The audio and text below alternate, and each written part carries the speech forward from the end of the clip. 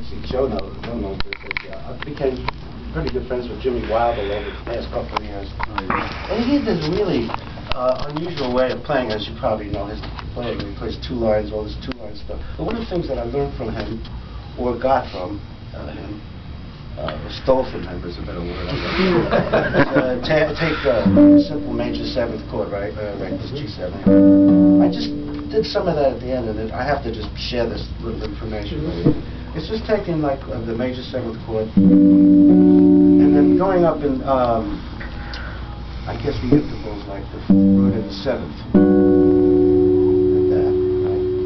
And then go to the next, instead of going to the next interval, which would be the 3rd and the root, I go to the 5th and the 3rd. So essentially what I'm playing is G, F sharp, D, B. F sharp, D, G, F sharp, B, G, D, B. Okay? So I mean it's pretty straightforward.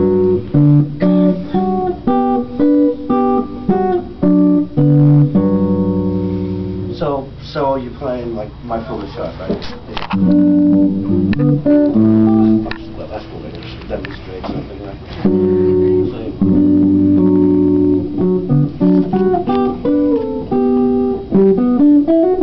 Then it's a B minor, so I do the same thing on the B. Then B minor. F sharp 7. Back to G.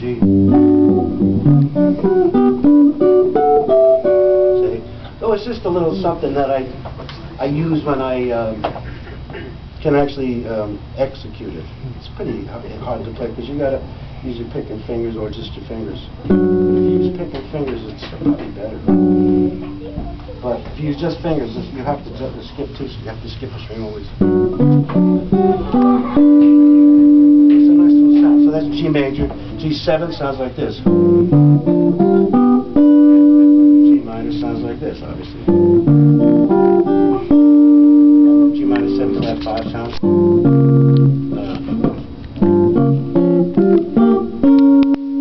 So you can have all that stuff right there on your hands. It's kind of cool. We'll try to demonstrate some more of that.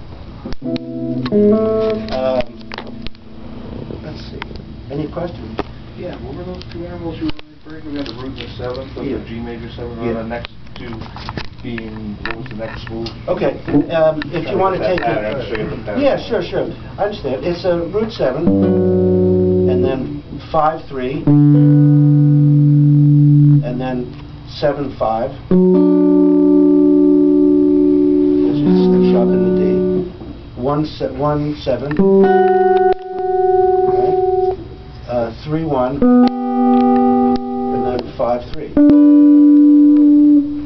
But you can do it. You can add, actually. I'm skipping one of the note. I'm skipping the 3rd.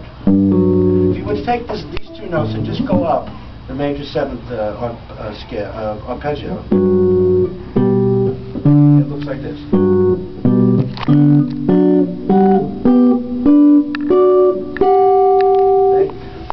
I'm skipping this one. I'm skipping the 3rd and root here. So I'm doing it like this. Okay.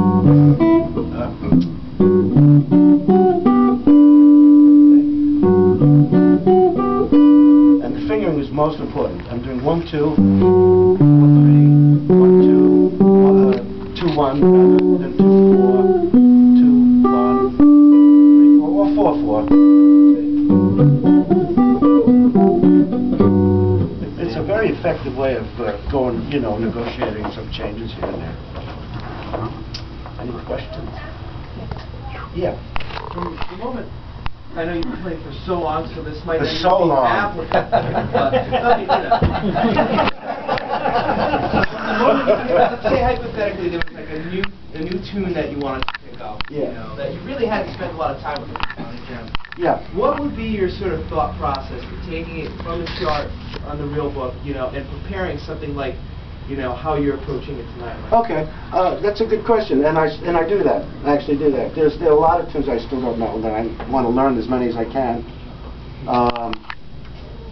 What was I playing the other day? Well, I'll tell you how I do it, though. I take the tune and I learn it in as many keys as possible, number one. But first off, I'll take it right out of the book, whatever the book is. Make sure I put it right, a good chord shot. That's the most important thing. When I say good chord shot, I mean the chords that flow the best. I mean, the real book's chord changes are oftentimes awful. You know, they're not appropriate at all.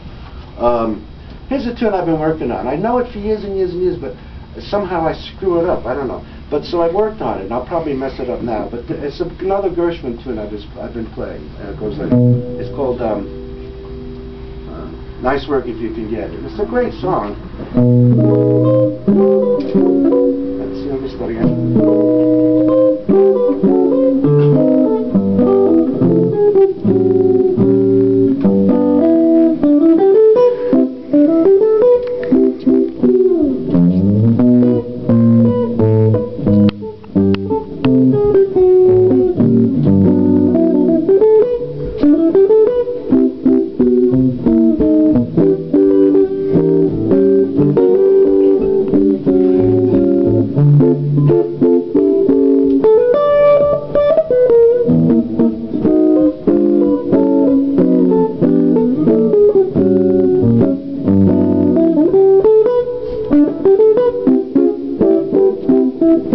Okay, so there's a few spots that I'm still not sure of. Oh, thank you.